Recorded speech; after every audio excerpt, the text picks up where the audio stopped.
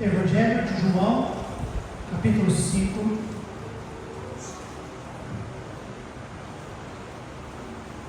A partir do versículo 16, a palavra de Deus nos diz: Evangelho de João 5, 16. E por esta causa os judeus perseguiram a Jesus e procuraram matá-lo, porque fazia essas coisas no sábado. E Jesus lhes respondeu: Meu Pai trabalha até agora, e eu trabalho também. Por isso, pois, os judeus ainda mais procuravam matá-lo, porque não só quebrantava o sábado, mas também dizia que Deus era seu próprio Pai, fazendo-se igual a Deus. Mas Jesus respondeu e disse-lhes: Na verdade vos digo, que o Filho por si mesmo não pode fazer coisa alguma, se o não vir fazer o Pai. Porque tudo quanto ele faz, o Filho o faz igualmente. Porque o Pai ama o Filho e mostra-lhe tudo o que faz, e ele lhe mostrará maiores obras do que estas, para que vos maravilheis. Pois assim como o Pai ressuscitou os mortos e os vivifica, assim também o Filho vivifica aqueles que quer. E também o Pai a ninguém julga, mas deu ao Filho todo o juízo, para que todos honrem o Filho como honram o Pai. Quem não honra o Filho, não honra o Pai que o enviou. Na verdade vos digo que quem ouve a minha palavra e crê naquele que me enviou, tem a vida eterna, e não entrará em condenação, mas passou da morte para a vida. Em verdade vos digo que vem a hora, e agora é, em que os mortos ouvirão a voz do Filho de Deus, e os que a ouvirem viverão. Porque como o Pai tem a vida em si mesmo, assim deu também ao Filho ter a vida em si mesmo, e deu-lhe o poder de também exercer o juízo, porque é o Filho do homem. Não vos maravilheis disto, porque vem a hora em que todos os que estão nos sepulcros ouvirão a sua voz. Até aqui, e se chegarmos, eu vou ficar muito feliz. Se não chegarmos, continuo feliz do mesmo jeito, por entender que nós vamos até onde o Senhor Deus nos levar também, e queremos ter um tempo para poder orar com os irmãos. Que Deus realmente abençoe, não apenas a leitura da palavra, como já fizemos, mas também a aplicação dela aos nossos corações. Bem, irmãos, quero falar nessa noite sobre obras maiores do que estas. Obras maiores do que esta. Lição de número, Vitória? 13. Isso, Vitória. Ela vai acertar, tá bom, irmãos? Muito bem. No último estudo nosso, na última quarta-feira, nós vimos Jesus curar um homem lá no tanque de Betesda. Lembra daquela cura daquele homem? E nós vimos algumas características na vida daquele homem. Nós vimos que aquele homem era um homem desesperado. Nós falamos que aquele homem era um homem deficiente e decepcionado, porque a sua visão estava em homens. Interessante, irmãos, que eu ensinei na quarta e no domingo eu tive que conversar com alguém e eu fui repreendido por alguém, e alguém ficou bravo comigo, alguém ficou muito bravo comigo, porque achou que nós deveríamos fazer alguma coisa em favor financeiramente de uma outra pessoa. E essa pessoa não é da igreja, ninguém é da igreja, tá bom? Mas queria que nós, como igreja, fizéssemos algo em favor de alguém. E eu disse para aquela pessoa: olha, nós temos aprendido em nossa igreja, foi bom nós temos aprendido, mas é o que eu creio, que nós, homens, nós somos muito focados em coisas que nós fazemos, e nós queremos colocar toda a esperança e capacidade em homens. A Sara falou assim: olha, nós não vamos ter filho, Abraão, então toma minha serva, lembra? E quis dar uma ajudinha para Deus. O homem lá no tanque de Betesda, quando Jesus perguntou para ele se ele queria ficar são, ele disse: como é que eu posso ficar são se não tem homem algum que me ajude? Ou seja, é o que a humanidade espera, que alguém faça algo por alguém.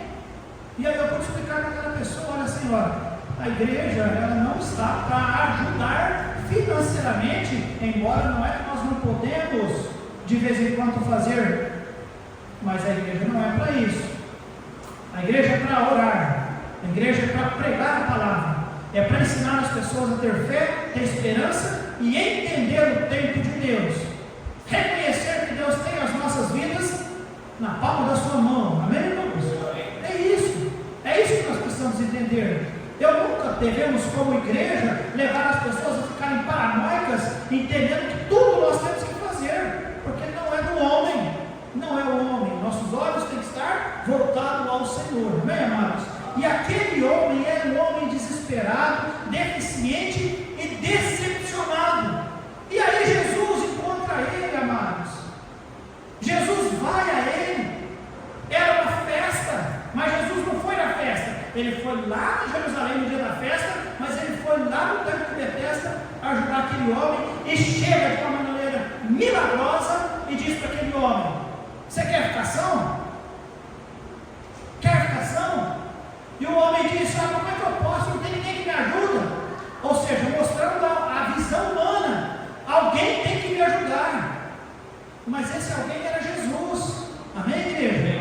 Nós falamos muito sobre isso. Falei da identificação daquele momento, da identificação do nosso momento.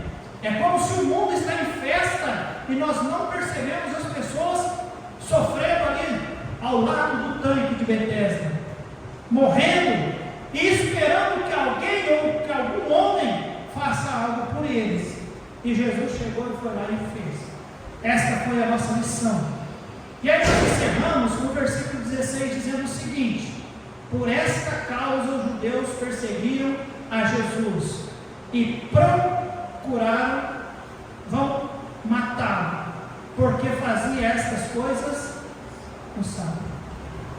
O milagre de Jesus, a cura que Jesus fez, isso despertou eles quererem matar. Essa é a diferença do cristianismo e da religiosidade. Os judeus eram religiosos e eles entendiam: nós podemos matar ou nós podemos programar e matar no sábado, mas curar no sábado é pecado. Entendeu o que é religiosidade, irmãos? É totalmente diferente do cristianismo. Muito bem. Aí, amados, nós vemos que o versículo 17: e Jesus lhes respondeu: meu Pai trabalha até agora, e eu trabalho também. Irmãos, que tristeza, porque os judeus olharam, e o que é que eles enxergaram? O milagre que Jesus fez é digno de morte, porque fez no sábado. Olha os olhos, irmãos. Lembra de Nicodemos? Nicodemos não sabia quem era Jesus, mas ele vai até Jesus e ele foi claro em dizer: mestre, sabemos que tu é alguém que vem de Deus, porque ninguém faz essas coisas se não for Deus quem me enviou. Olha só, Nicodemos era religioso, só que um religioso sincero, no sentido de que reconheceu que o que Jesus fez era algo especial vindo de Deus. Os outros religiosos, não. E aí Jesus diz no versículo 17: e Jesus lhes respondeu: meu Pai trabalha até agora, e eu trabalho também. Jesus queria dizer o seguinte: não é hora de parar. Igreja, não é hora de parar de trabalhar. Olha, o Pai trabalha. Lá em Isaías capítulo 64, versículo 4 nos diz: porque desde a antiguidade não se ouviu, nem com o ouvido se percebeu, nem com o olho se viu um Deus além de ti, que trabalha para aquele que nele espera. O Pai trabalha. Guarda isso. Aqui Jesus Cristo diz o quê? Que o Filho também trabalha. Olha aqui: meu Pai trabalha até agora, e eu trabalho também. Igreja, o Pai trabalha, o Filho trabalha. O que é que os crentes têm que fazer? Seja sincero, se nós não estivermos trabalhando, tem alguma coisa errada conosco.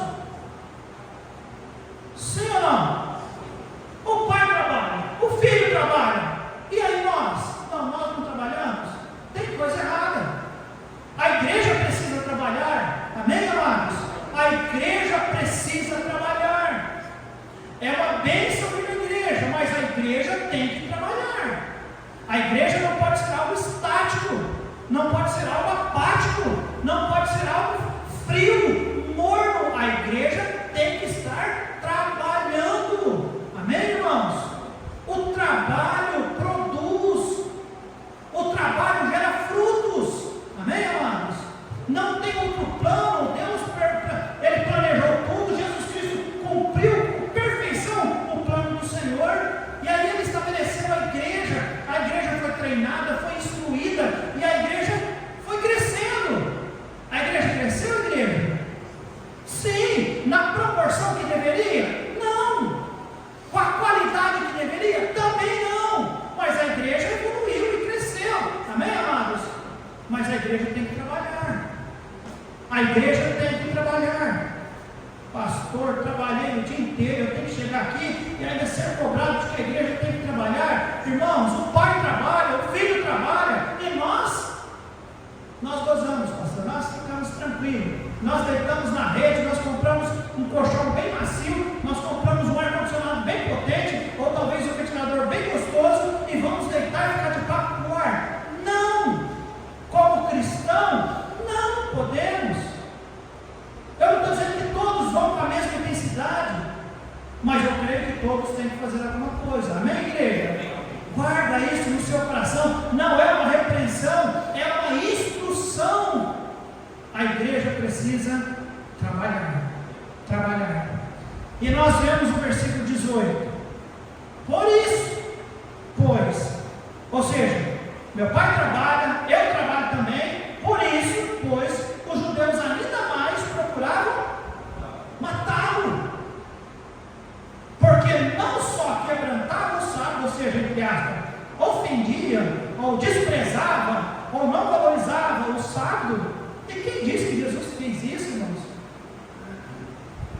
Jesus simplesmente operou um milagre no sábado.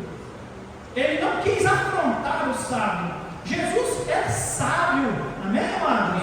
Muito sábio. Ele não é daqueles que saem caçando confusão, não é. Não foi proposital. Era necessidade. Ele chegou lá e ele curou. Mas também dizia que Deus era o seu próprio Pai. Deus era seu próprio Pai, fazendo-se igual a Deus. Isso os ofendeu.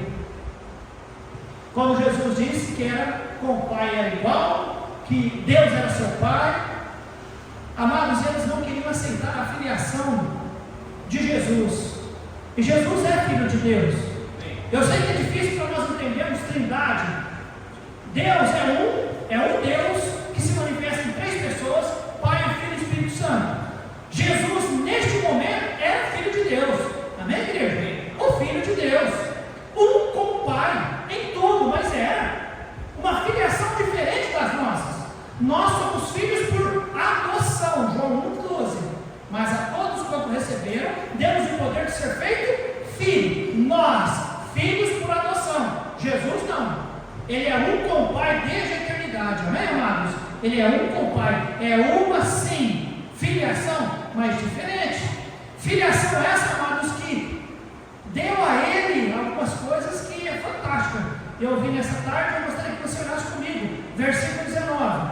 Mas Jesus respondeu e disse-lhes: na verdade vos digo que o Filho por si mesmo não pode fazer coisa alguma se o não vir fazer o Pai. Porque tudo quanto ele faz, o Filho o faz de que forma?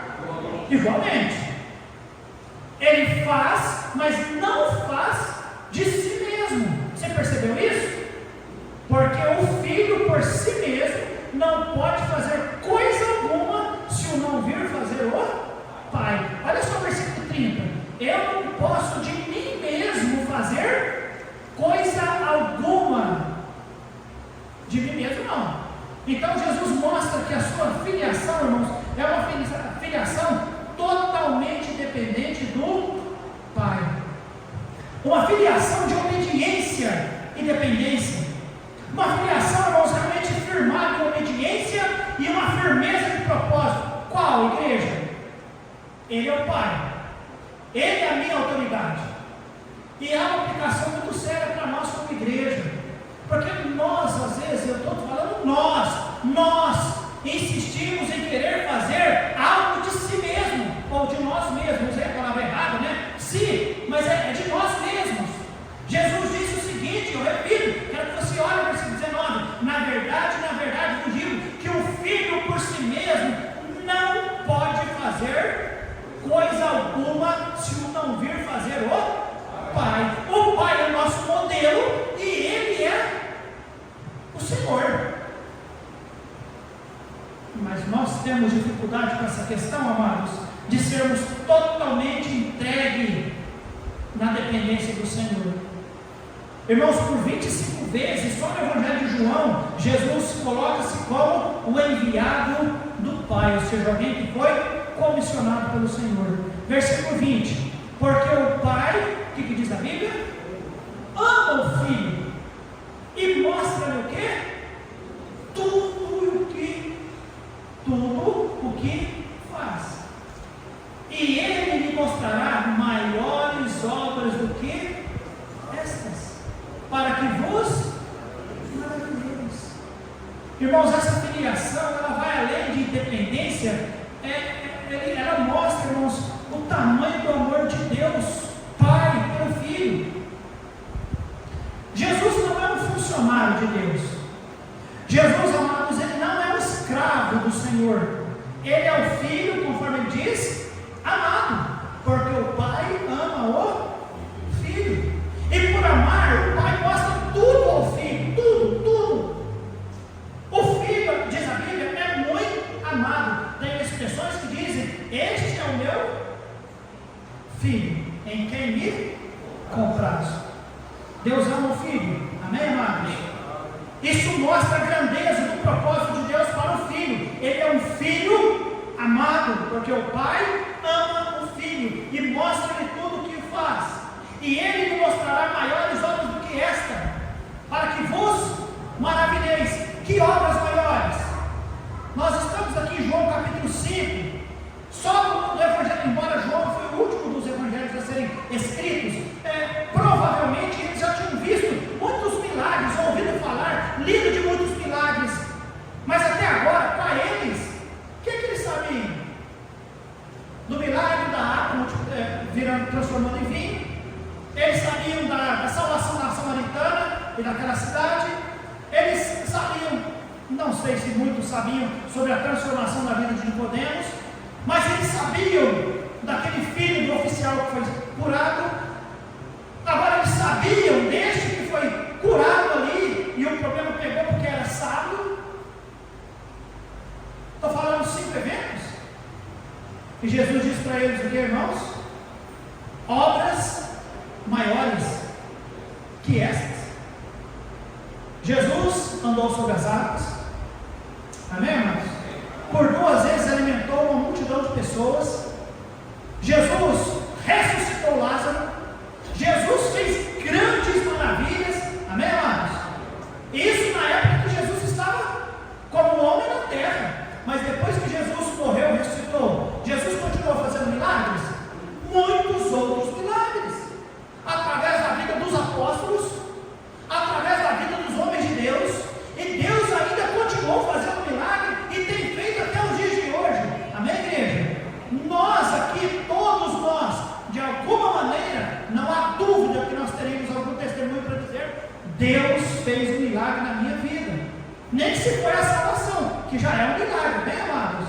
Deus faz milagre. Então, amados, nós vemos aqui sobre esta filiação, uma filiação totalmente dependente do Pai, imensamente reconhecida por amor do Pai pelo Filho. E a Bíblia diz que estas coisas maiores, essas obras maiores do que estas, tinham um propósito. Qual era o propósito? Para que vos maravilheis. O que acontece quando alguém percebe que uma obra de Deus foi Deus quem fez? Esse sentido maravilheis é só para que fique, nossa, admirado? É só isso? Não. Essa admiração é porque, irmãos, a fé leva a crença. E todas as obras que Jesus já fez, maravilhosas, e foi muitas além dessas que havia feito, é para gerar em nós, o que, a igreja? Fé, crença no Senhor. Versículo 21. Pois, assim como o Pai ressuscita os mortos e os vivifica, assim também o Filho vivifica aqueles que quer. Jesus está dizendo: eu sou completamente capacitado pelo Pai. Lembra que ele disse: meu Pai trabalha, eu trabalho também. Quem vê o Pai vê o Filho. O Filho observa o Pai e faz as mesmas coisas. E aqui no versículo 21 diz: pois assim como o Pai ressuscita mortos e os vivifica, assim também o Filho vivifica aqueles que querem. Entenda isso. Deus no passado vivificou alguém, igreja? Sim ou não? Sim. Ressuscitou mortos no Velho Testamento. Jesus Cristo ressuscitou alguém no Novo Testamento? Sim, meus amados. Mas isso vai além dessas ressurreições, né? Ou ressuscitar alguém que morreu. Isso vai além. Isso vem na questão de ressurreição. O Senhor Jesus ressuscitou e ressuscita mais do que o próprio Pai? Sim ou não, igreja? Muito mais. Aqueles que morrem em Cristo ressuscitarão em Cristo. Então, amado, Jesus está trazendo para aqueles homens: olha, vocês estão tão vidrados, né, na lei, nas coisas do passado, e na lei, e no Pai, em Jeová e tudo mais. E amados, entenda, eu não estou desprezando Deus Pai, tá bem? Mas eu estou dizendo, Jesus está dizendo, e eu e o Pai somos um. Eu e o Pai somos um. A minha filiação é diferente da de vocês, que imaginam que são filhos de Abraão e são filhos de Deus. Os que creem são salvos, são filhos por adoção. Eu não sou. E eu com o Pai somos um, amém, amados? É o que diz. Sou amado do meu Pai. Sou completamente capacitado pelo Pai, inclusive para dar vida eterna, ressurreição. Pois assim como o Pai ressuscita os mortos e os vivifica, assim também o Filho vivifica aqueles que quer. O que diz a Bíblia? Romanos capítulo 10, versículo 13: todo aquele que invocar o nome do Senhor será salvo. Quem quiser ser salvo, diz a Bíblia, é salvo. Aquele que quer, não é aquele que Jesus quer. Porque quantos que Jesus quer salvar, igreja? Quantos que Jesus quer ressuscitar? Todos. Todos serão ressuscitados. Todos os que quiserem. Só não vai ser quem não quer. Entenderam, amados? E ele está pronto. Então, ele com o Pai é um, o Pai fazia, ele também faz. Versículo 22 e o 23. Do 22. E também o Pai a ninguém julga, mas deu ao Filho todo o juízo. Nós já vimos, irmãos, que o Filho tem do Pai dependência, amor, capacitação e autoridade. Deus investiu autoridade no Filho. Quando nós falamos de autoridade, igreja, o que você pensa sobre autoridade? Autoridades constituídas, empossadas, eleitas, nomeadas, são necessárias? Sim ou não? Sim. Não seria uma bagunça um mundo sem autoridade? Seria. Só não necessitaria de autoridade se o ser humano fosse perfeito e não tivesse pecado. Mas já que tem que ter autoridade. Na escola tem que ter diretor, tem que ter a hierarquia de administração de autoridade. A igreja de Deus tem que ter, não tem, amados? Tem que ter a hierarquia, questão de autoridade, não de posição no sentido, ninguém é maior do que ninguém, mas autoridade, questão de a cidade, o estado, o país tem que ter a questão de autoridade. Mas nós estamos tão desacreditados de autoridades, igreja, tão desacreditados. Bom, estou falando nós, você, eu estou. As autoridades nossas têm deixado muito a desejar, sim ou não? Demais da conta. Existem 3 poderes, não é? Legislativo, executivo e judiciário. Simples, não é? Cuidado, o Carlão vai entregar nós hoje, hein? O Carlão conhece tudo sobre isso. Mas cá para nós, todos têm falha, mas o judiciário está deixando a desejar. Não é verdade, irmãos? Eu tinha algo comigo que eu não ia querer mexer com essas coisas, principalmente de culto. Mas deixa eu dizer o negócio, irmãos. Hoje eu quero falar sobre a autoridade de Jesus, a autoridade do Pai, a autoridade de Jesus. E aí, quando eu consigo, ou eu tentei pensar e meditar sobre essa farsa da autoridade jurídica que nós temos no nosso país, é de envergonhar. Sim ou não? Nós não temos realmente uma ideia, uma régua boa para dizer se realmente justiça existe, humanamente falando, ou pelo menos no nosso país. Nós não temos como entender sobre isso. É muito aquém daquilo que Deus espera. Um manda, o outro desmanda. Um prende, o outro solta. Um julga, o outro interpreta de outro jeito. Um rouba, é liberado. O outro faz algo e é preso. Você consegue entender isso? Eu não consigo. Aí eles dizem, tem que ter um bom advogado. Mas espera aí, o advogado, ele não tem um cargo, uma autoridade menor do que um procurador, ou do que um desembargador, ou do que um juiz, ou do que alguém que está lá na Suprema Corte? Tem ou não tem? Ele tem um cargo, é um primeirinho embaixo. Não, então, mas o primeirinho embaixo consegue revogar coisa lá em cima? Não, está errado. Tudo bagunçado. A ideia de autoridade, irmãos. Mas deixa eu te dizer um negócio. Eu volto a dizer, versículo 22. E também o Pai ninguém julga, mas deu ao Filho, o que diz a Bíblia, irmãos?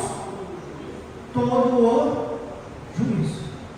Interessante que Jesus Cristo tem em si autoridade e poder para julgar. Agora deixa eu dizer algo, irmãos. Alguém que rouba milhões não é preso. Alguém que faz manifestação pega 17 anos. Deixa eu dizer algo. Tem um juiz chamado Jesus Cristo e ele sabe ver essas coisas. Não adianta nós também imaginarmos que o Senhor ele é como esses juízes que estão por aí, interpretando as coisas tudo de qualquer jeito, com uma desumanidade incrível. Incrível. Jesus não. Ele consegue ser imparcial e misericordioso, justo, amoroso. Mas, amados, o que é certo, o que é errado, e o nosso juiz, ele está lá, e a humanidade ainda vai conhecê-lo. Juiz 23, para que todos honrem o Filho como honram o Pai. Quem não honra o Filho, não honra o Pai que o enviou. Qual é o problema desses judeus? Diziam amar o Pai, diziam amar a lei, mas não reconhecem Jesus. E Jesus já estava falando para eles: eu e o Pai somos um. O Pai trabalha, eu trabalho também. Eu tenho a autoridade do Pai, eu tenho o amor do Pai, eu tenho capacitação do Pai, eu tenho autoridade do Pai. E olha, deixa eu dizer para vocês: quem não honra o Filho, não honra o Pai. Irmãos, é muito importante a ideia de honra. Sabia disso, irmãos? Muito importante a ideia de honra. Porque honrar alguém, irmãos, é respeitar, é dar àquela pessoa a honra que lhe é devida, é respeitar, eu não vou nem querer dizer admiração, mas honrar alguém é um respeito acima da medida. E Jesus disse: não estão honrando, e de fato não estavam, porque queriam fazer o que com Jesus? Matá-lo. Não queremos Jesus, não queriam Jesus, irmãos, não queriam honrar o Filho. Versículo 23, eu repito: porque para que todos honrem o Filho como honram o Pai. Quem não honra o Filho, não honra o Pai que o enviou. Queriam matar Jesus. Honrar alguém significa atribuir-lhe um grande valor, é querer colocar Ele acima de todos, é querer agradá-lo, servi-lo e amá-lo. Ele é primeiro. E hoje, meus amados, a humanidade quer isso ou reconhece isso com Jesus? Não. A apatia, eu não vou nem falar de quem não conhece Cristo e rejeita Cristo, daqueles que dizem conhecer Cristo. A apatia, a mornidão, o descaso de quem conhece Cristo e não honra como deveria, isso é desonra. Você sabia que o contrário da honra é desonra? Sabia disso? Jesus Cristo deve ser honrado, igreja? Sim ou não? Assim como o Pai é honrado, Ele deveria ser honrado. Como honra o Pai, tem que honrar o Filho. Quem não honra o Filho, diz ele, não honra o Pai não. Agora, irmãos, repito, a apatia, a inércia é desonra. A indiferença às coisas de Deus é desonra. É desonra. Não, eu sou indiferente a Cristo, eu sou indiferente à igreja, aos projetos da igreja, eu sou indiferente, eu sou morno, não envolvo muito não, é desonra. Irmãos, sirvam a Deus. É uma bênção ser crente, mas é uma bênção ainda maior ser um cristão que serve ao Senhor, seja lá no que for, mas sirva ao Senhor, envolva-se com as coisas do Senhor. Pastor, o que eu posso fazer para a glória de Deus e para a bênção da igreja do Senhor? E eu vou te orientar em alguma coisa que você pode se envolver e fazer, porque tem muita coisa para ser feita. O que nós não podemos, amados, é sermos apáticos às coisas do Senhor. Versículo 24. Este é o texto, um dos textos que eu mais uso quando eu evangelizo alguém. Na verdade, vos digo, que quem ouve a minha palavra e crê naquele que me enviou, diz a Bíblia, tem a vida eterna. E não entrará em condenação, mas passou da morte para a... Em verdade, vos digo que vem a hora, e a hora é em que os mortos ouvirão a voz do seu Filho, ou do Filho de Deus, e os que a ouvirem, diz a Bíblia, irmãos, Jesus Cristo é a fonte da vida. Sabia disso? João 14,6, ele diz: eu sou o caminho, a verdade e a vida. Em João capítulo 11, versículo 25, quem crê em mim, ainda que esteja morto, viverá. João 10,10, eu vim para que tenham, Ele é a vida, amém, amados? Jesus é a vida, Ele é a vida. E o triste é pessoas às vezes deixar de servir Jesus, porque às vezes estar envolvido com Cristo, estar envolvido com a igreja, nos sufocam tanto que não deixa viver. O meu irmão dizia: não, eu preciso viver. Quando eu for mais velho, eu não vou observar de igreja. Eu preciso viver. Mas quem é a vida, igreja? Jesus. A Bíblia diz: na verdade, vos digo que quem ouve a minha palavra e crê naquele que me enviou, tem a vida eterna. Ou seja, a vida está associada a Cristo. Jesus Cristo é vida. Se alguém diz: eu quero ficar apartado de Cristo, apartado da igreja, porque eu quero viver, está doido. Não tem vida sem Cristo. Não tem vida. É ilusão. É mentira. A vida está em Cristo. Amém, amém? Lá fora nós convivemos com misericórdias do Senhor. Mas vida plena é estar com Cristo. É viver com Jesus. É servir a Jesus. A fazer as coisas que o Pai de Jesus fazia. É fazer as coisas que o próprio Jesus fazia. Aqueles que os filhos de Jesus fazem. Amém, amados? Porque Ele é a vida. Jesus é a vida. Fora não tem. O que você está falando? Você acha que riqueza é vida? Sucesso é vida? Receber curtidas é vida? Amados, Jesus é a vida. E Ele diz: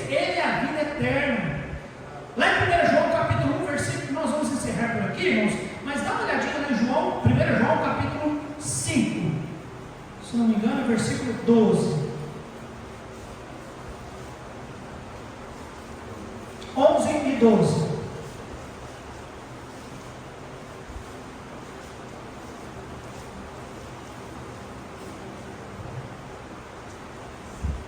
E o testemunho é este, que Deus nos deu a vida eterna.